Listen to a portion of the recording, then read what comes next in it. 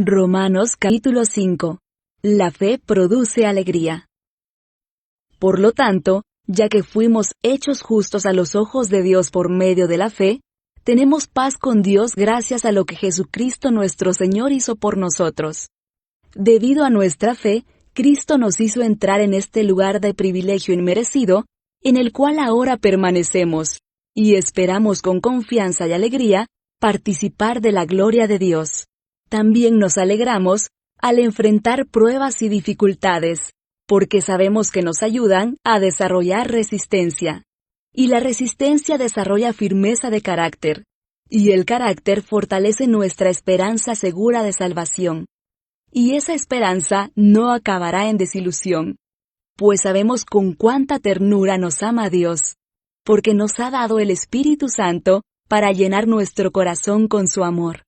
Cuando éramos totalmente incapaces de salvarnos, Cristo vino en el momento preciso y murió por nosotros, pecadores. Ahora bien, casi nadie se ofrecería a morir por una persona honrada, aunque tal vez alguien podría estar dispuesto a dar su vida por una persona extraordinariamente buena. Pero Dios mostró el gran amor que nos tiene al enviar a Cristo a morir por nosotros cuando todavía éramos pecadores.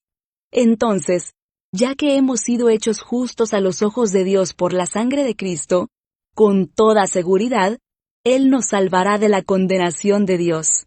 Pues, como nuestra amistad con Dios quedó restablecida por la muerte de su Hijo, cuando todavía éramos sus enemigos, con toda seguridad seremos salvos por la vida de su Hijo. Así que ahora podemos alegrarnos por nuestra nueva y maravillosa relación con Dios, gracias a que nuestro Señor Jesucristo nos hizo amigos de Dios. Comparación entre Adán y Cristo. Cuando Adán pecó, el pecado entró en el mundo. El pecado de Adán introdujo la muerte, de modo que la muerte se extendió a todos, porque todos pecaron. Es cierto, la gente ya pecaba aún antes de que se entregara la ley, pero no se le tomaba en cuenta como pecado, porque todavía no existía ninguna ley para violar. Sin embargo, desde los tiempos de Adán hasta los de Moisés, todos murieron, incluso los que no desobedecieron un mandamiento explícito de Dios como lo hizo Adán.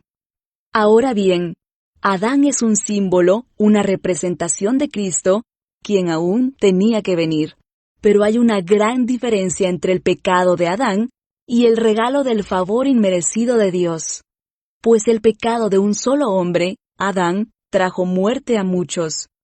Pero aún más grande es la gracia maravillosa de Dios, y el regalo de su perdón para muchos por medio de otro hombre, Jesucristo. Y el resultado del regalo del favor inmerecido de Dios es muy diferente de la consecuencia del pecado de ese primer hombre. Pues el pecado de Adán llevó a la condenación, pero el regalo de Dios nos lleva a ser hechos justos a los ojos de Dios, a pesar de que somos culpables de muchos pecados. Pues el pecado de un solo hombre, Adán, hizo que la muerte reinara sobre muchos, pero aún más grande es la gracia maravillosa de Dios, y el regalo de su justicia, porque todos los que lo reciben vivirán en victoria sobre el pecado y la muerte por medio de un solo hombre, Jesucristo. Así es, un solo pecado de Adán trae condenación para todos, pero un solo acto de justicia de Cristo trae una relación correcta con Dios y vida nueva para todos. Por uno solo que desobedeció a Dios, muchos pasaron a ser pecadores, pero por uno solo que obedeció a Dios, muchos serán declarados justos. La ley de Dios fue entregada para que toda la gente se diera cuenta de la magnitud de su pecado. Pero mientras más pecaba la gente, más abundaba la gracia maravillosa de Dios. Entonces, así como el pecado reinó sobre todos y los llevó a la muerte, ahora reina en cambio la gracia maravillosa de Dios, la cual nos pone en la relación correcta con Él, y nos da como resultado la vida eterna, por medio de Jesucristo nuestro Señor. Romanos capítulo 6. Cristo quebró el poder del pecado. Ahora bien, ¿deberíamos seguir pecando para que Dios nos muestre más y más su gracia maravillosa? Por supuesto que no. Nosotros hemos muerto al pecado. Entonces, ¿cómo es posible que sigamos viviendo en pecado? ¿O acaso olvidaron que, cuando fuimos unidos a Cristo Jesús en el bautismo, nos unimos a Él en su muerte?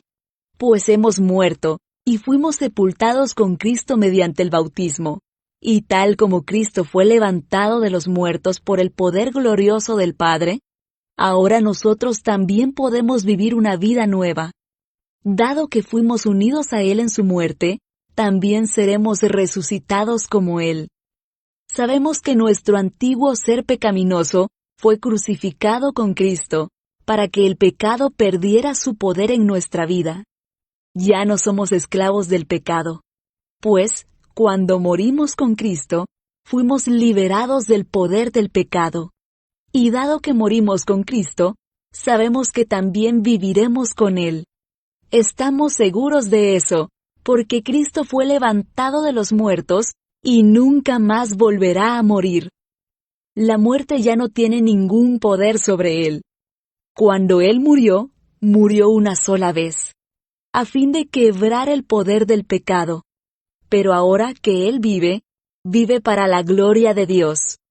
Así también ustedes deberían considerarse muertos al poder del pecado, y vivos para Dios por medio de Cristo Jesús. No permitan que el pecado controle la manera en que viven. No caigan ante los deseos pecaminosos. No dejen que ninguna parte de su cuerpo se convierta en un instrumento del mal para servir al pecado. En cambio, entréguense completamente a Dios, porque antes estaban muertos, pero ahora tienen una vida nueva. Así que usen todo su cuerpo como un instrumento para hacer lo que es correcto para la gloria de Dios. El pecado ya no es más su amo, porque ustedes ya no viven bajo las exigencias de la ley. En cambio, viven en la libertad de la gracia de Dios. Ahora bien, ¿eso significa que podemos seguir pecando porque la gracia de Dios nos ha liberado de la ley? Claro que no. ¿No se dan cuenta de que uno se convierte en esclavo de todo lo que decide obedecer? Uno puede ser esclavo del pecado, lo cual lleva a la muerte, o puede decidir obedecer a Dios, lo cual lleva a una vida recta. Antes ustedes eran esclavos del pecado, pero, gracias a Dios, ahora obedecen de todo corazón la enseñanza que les hemos dado. Ahora son libres de la esclavitud del pecado, y se han hecho esclavos de la vida recta. Uso la ilustración de la esclavitud para ayudarlos a entender todo esto. Porque la naturaleza humana de ustedes es débil. En el pasado, se dejaron esclavizar por la impureza y el desenfreno, lo cual los hundió aún más en el pecado. Ahora deben entregarse como esclavos a la vida recta para llegar a ser santos. Cuando eran esclavos del pecado, estaban libres de la obligación de hacer lo correcto. ¿Y cuál fue la consecuencia? Que ahora están avergonzados de las cosas que solían hacer, cosas que terminan en la condenación eterna. Pero ahora quedaron libres del poder del pecado, y se han hecho esclavos de Dios. Ahora hacen las cosas que llevan a la santidad, y que dan como resultado la vida eterna.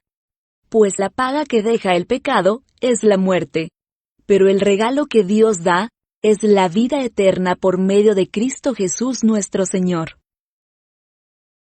Romanos capítulo 7. No más atados a la ley. Ahora bien, amados hermanos, ustedes que conocen la ley, ¿no saben que la ley se aplica solo mientras una persona está viva? Por ejemplo, cuando una mujer se casa, la ley la une a su marido mientras él viva. Pero si él muere, las leyes del matrimonio ya no se aplican a ella.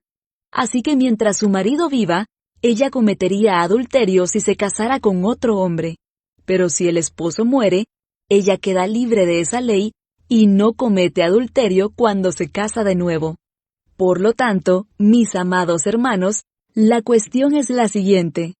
Ustedes murieron al poder de la ley cuando murieron con Cristo, y ahora están unidos a aquel que fue levantado de los muertos. Como resultado, podemos producir una cosecha de buenas acciones para Dios. Cuando vivíamos controlados por nuestra vieja naturaleza, los deseos pecaminosos actuaban dentro de nosotros, y la ley despertaba esos malos deseos que producían una cosecha de acciones pecaminosas, las cuales nos llevaban a la muerte. Pero ahora fuimos liberados de la ley, porque morimos a ella, y ya no estamos presos de su poder. Ahora podemos servir a Dios, no según el antiguo modo, que consistía en obedecer la letra de la ley, sino mediante uno nuevo, el de vivir en el Espíritu. La ley de Dios revela nuestro pecado. Ahora bien, ¿acaso sugiero que la ley de Dios es pecaminosa? De ninguna manera. De hecho, fue la ley la que me mostró mi pecado. Yo nunca hubiera sabido que codiciar es malo si la ley no dijera, no codicies. Pero el pecado usó ese mandamiento para despertar toda clase de deseos codiciosos dentro de mí. Si no existiera la ley, el pecado no tendría ese poder. Hubo un tiempo en que viví sin entender la ley. Sin embargo, cuando aprendí, por ejemplo, el mandamiento de no codiciar, el poder del pecado cobró vida, y yo morí. Entonces me di cuenta de que los mandatos de la ley, que supuestamente traían vida, trajeron, en cambio, muerte espiritual. El pecado se aprovechó de esos mandatos y me engañó. Usó los mandatos para matarme. Sin embargo, la ley en sí misma es santa, y sus mandatos son santos, rectos y buenos.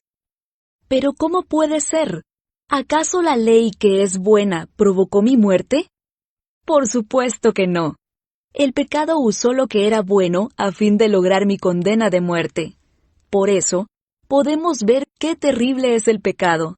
Se vale de los buenos mandatos de Dios para lograr sus propios fines malvados. La lucha contra el pecado. Por lo tanto, el problema no es con la ley, porque la ley es buena y espiritual. El problema está en mí, porque soy demasiado humano, un esclavo del pecado. Realmente no me entiendo a mí mismo, porque quiero hacer lo que es correcto, pero no lo hago. En cambio, hago lo que odio. Pero si yo sé que lo que hago está mal, eso demuestra que estoy de acuerdo con que la ley es buena. Entonces no soy yo el que hace lo que está mal, sino el pecado que vive en mí. Yo sé que en mí, es decir, en mi naturaleza pecaminosa, no existe nada bueno. Quiero hacer lo que es correcto, pero no puedo. Quiero hacer lo que es bueno, pero no lo hago. No quiero hacer lo que está mal, pero igual lo hago. Ahora, si hago lo que no quiero hacer, realmente no soy yo el que hace lo que está mal, sino el pecado que vive en mí. He descubierto el siguiente principio de vida, que cuando quiero hacer lo que es correcto, no puedo evitar hacer lo que está mal. Amo la ley de Dios con todo mi corazón, pero hay otro poder dentro de mí que está en guerra con mi mente. Ese poder me esclaviza al pecado que todavía está dentro de mí. Soy un pobre desgraciado.